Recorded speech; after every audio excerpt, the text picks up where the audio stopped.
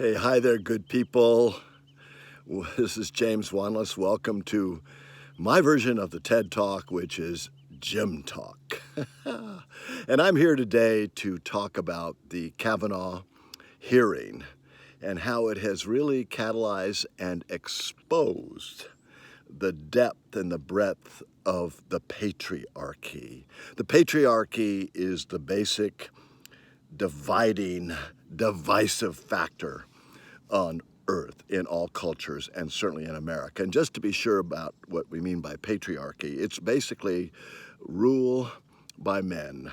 Men running companies, men running governments, men running companies, men running churches, men running marriages, men ruling the world. And it's old, eons and eons of ages that the patriarch has existed, and it is the cause of so much of our division, and divided we fall in the world. And in today's world, with madmen with nukes and with ignorant men ignoring the empirical science of the environment, this world, this country is at risk. And the basic reason it's at risk is because of this divide in all countries, in human societies, of the patriarchy. So let's talk about that. First of all, I want to talk about the depth of the patriarchy. Oh boy, I think the most vivid example of patriarchy is years ago when my dad was still alive, and he was a pretty liberal guy and a good man. Good marriage, good mom, all that kind of good stuff. And we were talking about Hillary Clinton and maybe voting for Hillary back then. And my dad just freaked out. He said, no way. And I couldn't kind of understand what that was about. And finally, after a few sessions with him, he finally said, well, she's an uppity woman, way too smart, way too quick, way too competent, an uppity woman. And the patriarch does not like that. And I'm sure my father would not really appreciate this pink hat. I mean, pink is the first color we have in the mineral world, by the way, but it's seen by the patriarchal forces as soft, it's female, it's womany, and all that kind of syrupy kind of stuff. Right, okay, it is deep, the patriarchy. So now let's fast forward. Let's fast forward to Dr. Christine Ford's testimony. So I was listening to last week this testimony, this Senate confirmation hearing on radio. I like to hear voices. And when I heard her little voice, I said, oh my God. And the patriarch in me rose. And I said, oh God, this is awful. She's such a wuss, such a baby voice, and what a terrible thing. Fortunately, she's got credentials. She's no BS. She's not a little baby voice. But wow, did the patriarchal voice in me raise and say, what is this kind of little wissiness going on here? And she's been mocked, not only by our president, by other people, for having that kind of voice. And what does the voice have to do with anything, really? Come on. So anyway, let's talk about, in that hearing, let's talk about Judge Kavanaugh's voice and his tone, which was very bellicose, very belligerent, very angry, and very tearful. But that's a strong man. He's defending himself. He's defending his integrity. That's really righteous and noble and good and strong, the man, you know. Okay. Just think, though, what if Christine Ford had been that way, where she's screaming about the injustice and the conspiracy and all this kind of stuff and then getting tearful and all of that? She would be labeled by the patriarch as a hysterical woman. Totally whacked. And if not hysterical, a super bitch, you know. But again, there is showing the patriarchal face, again, of such a double standard that's there. So why does Kavanaugh get away with this kind of tone And I'll tell you why. Because there's some new studies out, really interesting. Empathy is a big deal, and it should be a big deal. But this is a study called Himpathy. And I'm not talking about hemp, H-E-M-P. I'm talking about him, H-I-M, pathy. Himpathy. Himpathy is where a disproportionate sympathy and emotion goes towards a powerful man vis-a-vis a less powerful woman. And that's a result of centuries and eons of patriarchal rule. We have Himpathy willing to give this guy the benefit of the doubt. The benefit of the doubt. And what's really absurd to me is here we are in America, supposedly a land where it's the rule of law, and we're trying to select somebody to the highest court in the land. We want people who are the best and the brightest of America to the Supreme Court. And here we are in this kind of he said, she said conjecture. We don't know really the truth if this guy's really a good guy or not a good guy. But because of Himpathy, we'll just go with it. We'll trust this because that's the way it's been for eons and eons, instead of having a real investigation of this kind of thing. I mean, to me, this is just absolutely absurd. Now, the reason why I really think that we need investigations in these matters is I myself have been a victim of some slanderous comments about sexual misconduct from me, from a young woman.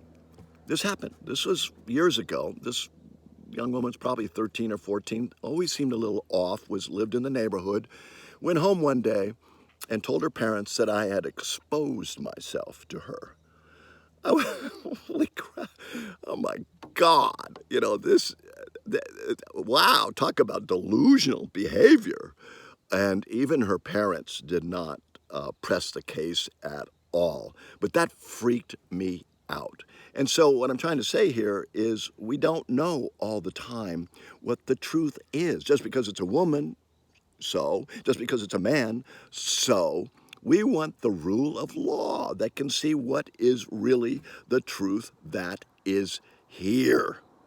And I'm telling you, this kind of patriarchal behavior where sexual assault in the past has always been kind of acceptable. But it's good to know that after murder, the crime that's most commonly committed in America is sexual assault, followed by sexual harassment and sexual misconduct. By the way, most sexual harassment, the greatest place where it happens is in the U.S. Navy. Again, a totally pretty deep patriarchal institution that's there. And we cannot diminish the impact of a sexual assault or a sexual harassment kind of thing, because it damages people. It damages people. It damaged Dr. Ford, I'm sure, and it's damaged millions of other people. And it's so prevalent. And I have a little bit of an experience of that as well. I remember years and years ago, I'm walking in a gay district of a major American city, and all of a sudden, a bunch of guys are kind of whistling at me and catcalling, "Hey, sweetie, you got good buns," and da-da-da-da. I mean, I was like horrified. Like, what is this? Oh my God, this is a violation. And I got out of there fast, and I was pissed off. And that's really minor now. And I know what women go through a lot of times, and guys thinking he's doing a nice thing by saying, "Oh, you're really beautiful," or whatever. And I could see that as a total offense to a person, to me, to any woman. But that's fairly minor. But then I had another recent thing that kind of happened here. And that is, I have a friend, he's a gay friend. And after a party where everybody had been drinking, we say goodbye. And while we're hugging in public here, he grabs my genitals. And I got like, holy crap, what is this? I will never, ever forget what happened here. Now, this is pretty minor.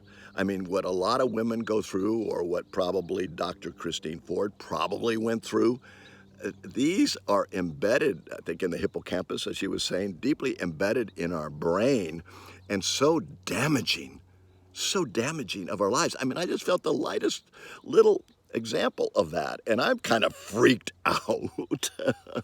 So, you know, we really need to come to terms with this that's been going on for centuries and damaging people right and left.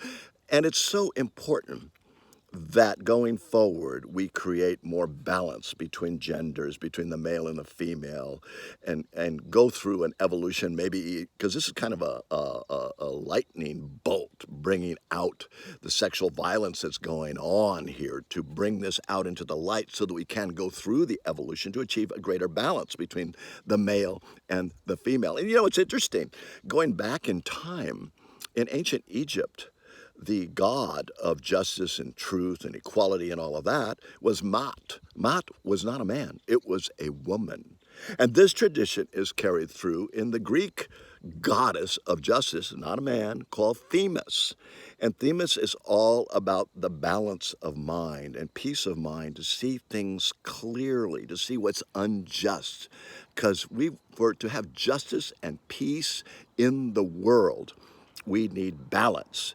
And to have justice and peace in the world today, because we're a world at risk, we need this evolution to happen where there is gender equality, there is justice, and there is truth. Because if we're at odds with each other, we're not going to be able to make it through these incredible risks that we're facing now in the world. And I actually, I have a deck of cards called Voyager, which is a map of human being, a map of consciousness, if you will. And I created a symbol, a visual symbol of justice and balance, and it's represented by a woman. And it's a woman, as I hearken back to the ancient traditions, and it's a woman with an active right and left brain. And that's a symbolic of balance. But for justice and truth and equality, we need whole brain thinking people. And what we've found back into neuroscience, which is so fascinating today, the neuroscience studies of brains are so interesting, because when a man thinks about something, he thinks about that, and a certain part of the brain lights up. And this is real science stuff, okay? It's not hearsay. When a woman thinks about the very same thing as that man, her whole brain lights up, meaning the whole brain is just. It's looking at not only reason and logic, connecting the dots, but also using intuition and using experience and using emotion to get to the real truth of things. And so that's what we want. We want people who are not steeped in a patriarchal or even a matriarchal tradition. We want balanced people. And so that's what I'm trying to speak to here today, is this is a great opportunity in American social history and in the world to get it right. And it's going to take a long time, and it's happening, the Me Too movement and all that, changing this patriarchal society and world we've been living in. And so the takeaway, I hope, is to be aware that this exists in the world. Sexual violence is prevalent. Patriarchy is prevalent and deep. That's here. And so we have to see that and be aware of it mindfully in our own mind. When we have certain kinds of situations come up, like this hearing, we have to not come from the predisposed mind of the patriarch in this case here, but with mindfulness of where we're coming from and the deep embedded beliefs and behavior we've had in a patriarchal nature, to be aware of that mindfully, and then with that awareness, being able to choose the correct, the truth will set you free, the true way that we have to do this. And so not only being mindful in your own personal life, but get active. This is the time to get out and vote, and get out and speak your mind and speak your truth, because this is a great opportunity, breakthrough time of getting it right, of achieving unity in the world, unity in our society, and together we will stand, together we will evolve, and together we will sustain. Okay, everybody, get mindful, get active. See you later.